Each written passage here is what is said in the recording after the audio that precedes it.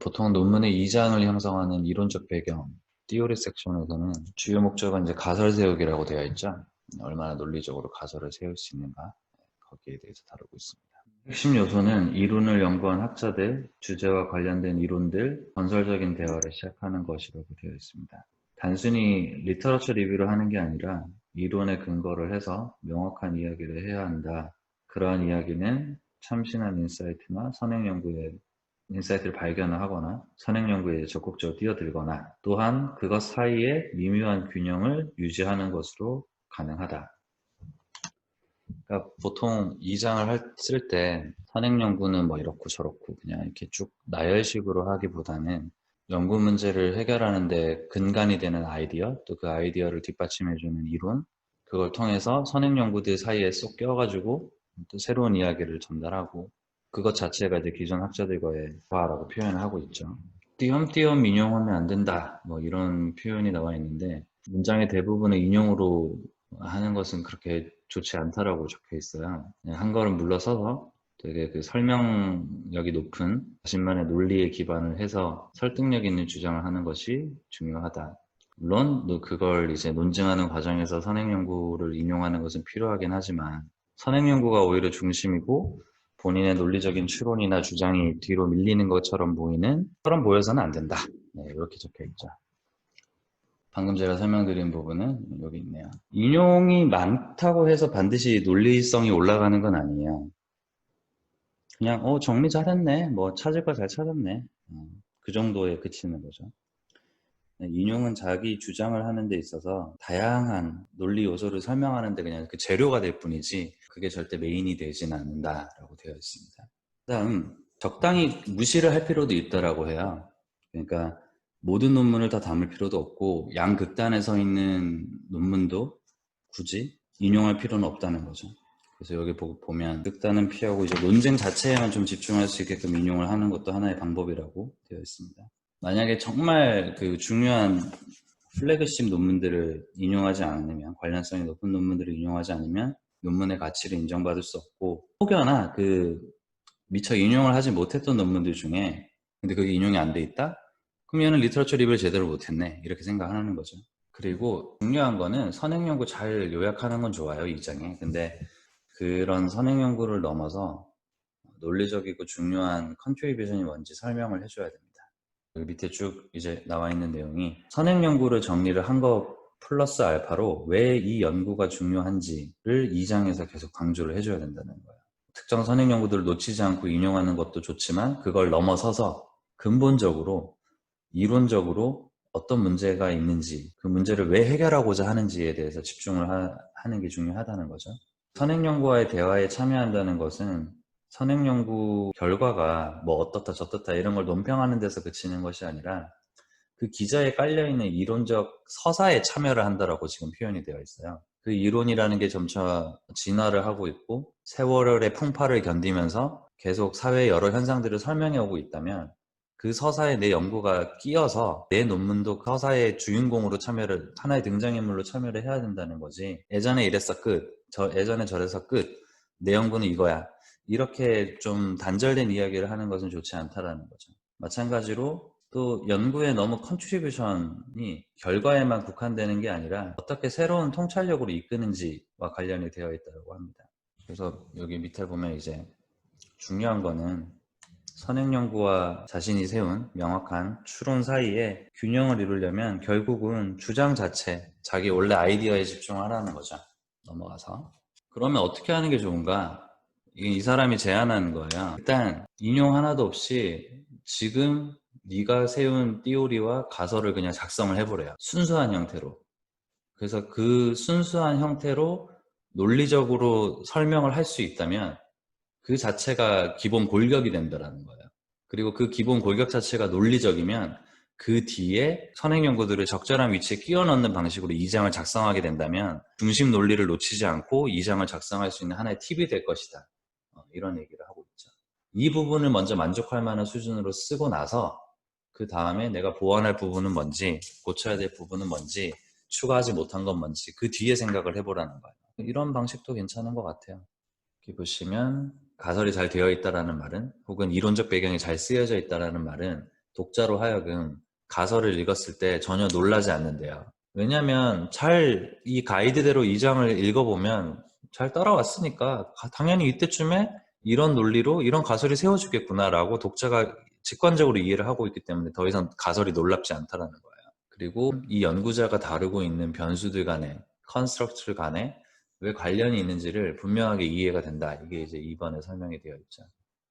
물론 여기까지는 완전히 독자들이 이 저자의 의견에 완전히 동의하지는 않겠지만 가설의 초점이 되는 기본적인 관계에 대해서는 이해관계를 갖고 그 다음 장으로 넘어갈 수 있다는 거죠. 어쩌면 이 부분에서 약간의 궁금증, 흥미로운 결과를 기대하면서 독자는 다음 장으로 넘어가겠죠. 그래서 그렇게 쓰는 이 장이 가장 모범적인 이 장이 아닐까라고 적혀 있습니다. 그러면 어떻게 하면 좀 잘 쓸까에 대한 몇 가지 팁들이 나와 있는데요. 첫 번째는 가설은 기본적으로 X가 Y에 미치는 영향을 기본 골자로 하고 있습니다. 관계를 여러 가지 방식으로 정의를 할 수 있는데요. 그냥 단순히 X는 Y에 영향을 미친다 이렇게 하기보다는 유사한 논리 관계로 활용하는 방법이 있을 수가 있어요. 예를 들어서 X-가 Y-한테 가는데 X-랑 비슷한 X가 Y-랑 비슷한 Y한테 영향을 주지 않을까? 뭐 쉽게 생각하면 이런 관계라고 볼 수가 있겠죠. 그런데 그 유사한 논리나 선행 연구를 읽지 않아도 논리적 근거에 대해서 이해할 수 있도록 충분히 설명을 해야 된다는 겁니다. 네, 여기 있죠. 독자들이 왜 Y는 X에 대해서 설명을 받아야 되지? 이해하게 하려면 충분히 설명을 제공하라는 거죠. 그 다음 관련된 논리적 기술은 가설의 설명과 유사한 주장을 하는 시측 연구를 근거로 사용할 수 있습니다. 유사한 상황에서 발생하면 내 연구에서도 그렇지 않을까? 뭐 이런 식으로 이제 가설을 좀 설명을 할 수도 있다라고 되어 있습니다. 혹은 두 관계를 이어주는 중재자들, 뭐 매개 변수라든지 조절 변수 중심으로 그들의 역할에 대해서 설명하는 방식으로 로직을 구성할 수도 있다라는 거죠. 이게 세 번째 방법입니다. 첫 번째가 유사한 논리나 선행 연구를 이용한다든지, 두 번째가 유사한 상황, 저기서도 일어났으니까 여기서 일어나지 않을까. 마지막이 두 관계에서 매개해주는 혹은 조절해주는 변수의 역할에 대해서 초점을 맞추면서 되지 않을까. 근데 중요한 거는 선행 연구가 없으면 중재자 역할을 하는 이게 매개할 거야, 이게 조절할 거야 이런 것들이 단순히 그 저자의 추측으로 붙여질 수 있다는 게 조금 주의할 점이죠. 그래서 맥락을 잘 설명을 하라고 되어 있어요. 여기 보면 컨텍스트를 잘 설명하라고.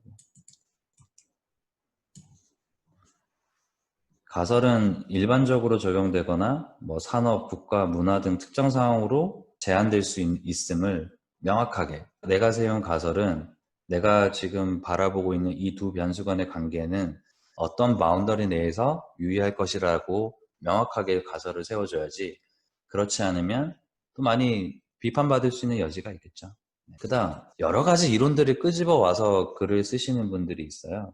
여러 가지 다른 이론을 사용하게 되면 굉장히 창의적인 어떤 아이디어의 원천이 될 수도 있다라고 되어 있는데, 사실 여러 이론을 사용할 때 어려운 점은 연구 문제를 해결하기 위해서 왜 이 이론들을 사용해야 되는지를 설명하기가 어렵대요. 일단 1차적으로 다 유사한 이론들을 가져다가 얘기하면 비슷비슷한 얘기를 하니까, 그래서 각 이론이 어떤 고유한 기여를 하는지, 각 이론은 어떻게 하나의 그랜드 이론으로 통합이 될 것인지를 대부분의 연구자들이 설명하는데 실패를 한다는 겁니다.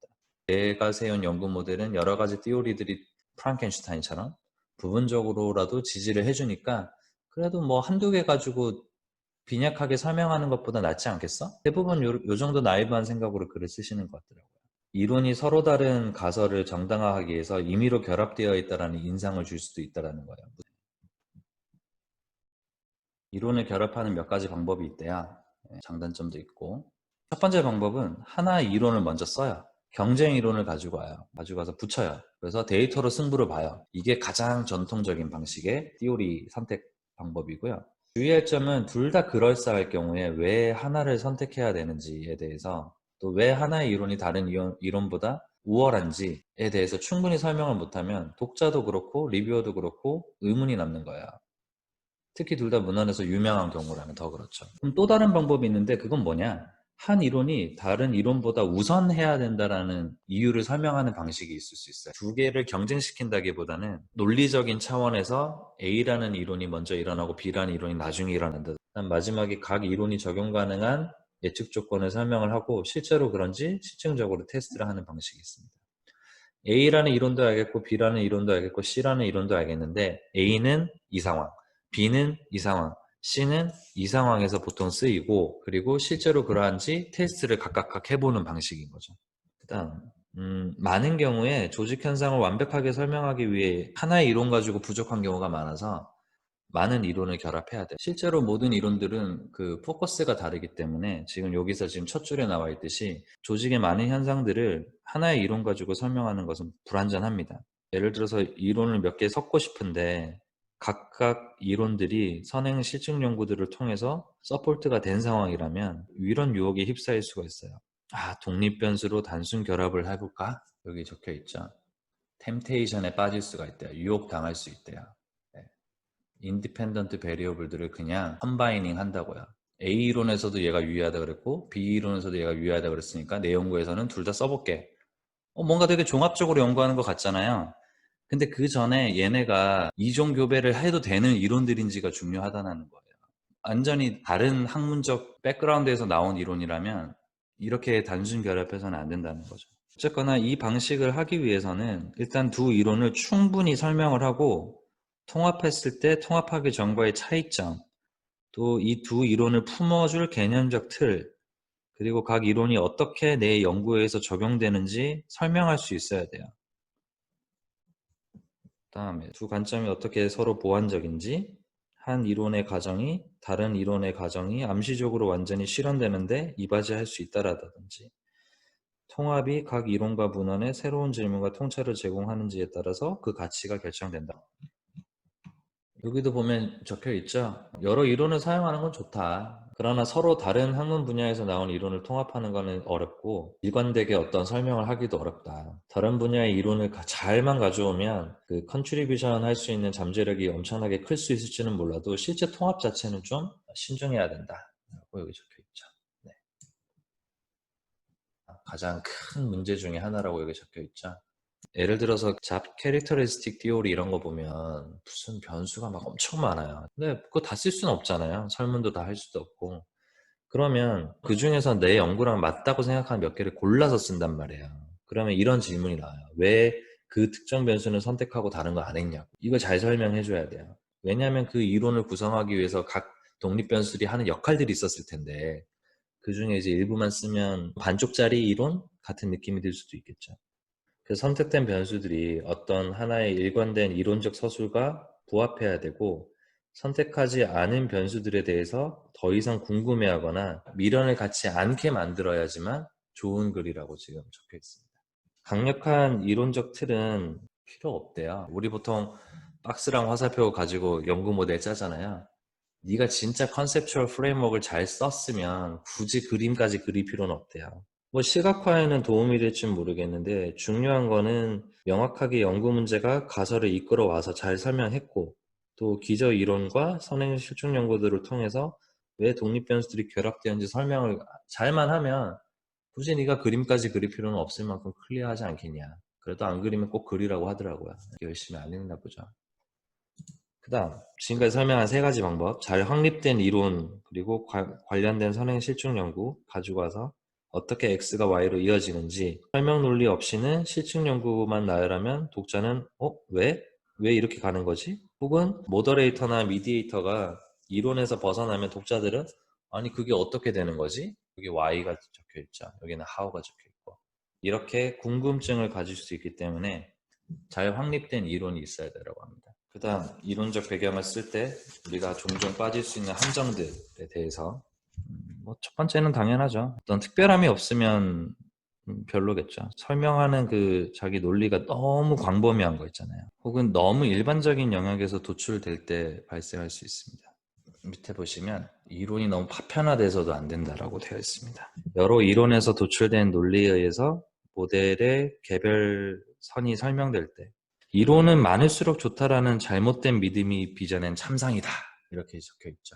리뷰어가 관심이 있는 거는 네가 얼마나 많은 이론들을 화려하게 버무려 놓냐가 아니라 사후 이론화라고 지금 적혀 있어요. 그러니까 포스트 학 티어라이징이라고 되어 있는데 어차피 네 연구는 기존 이론을 테스트하는 데 그치는 연구는 아닐 거 아니에요. 그건 뭐 이미 다 했지. 그 이후에 나는 이 이론을 확장하기 위해서 플러스 알파를 뭘 할 거 아니에요. 어차피 그거에 관심이 있다라는 거예요.